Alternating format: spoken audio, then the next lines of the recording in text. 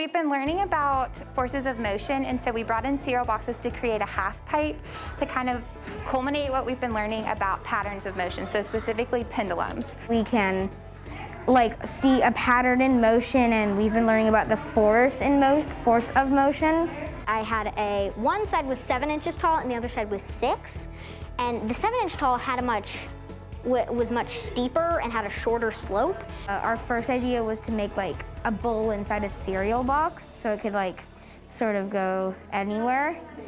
But that failed, so we just kind of took our scraps and tried building onto a regular half pipe to make it taller.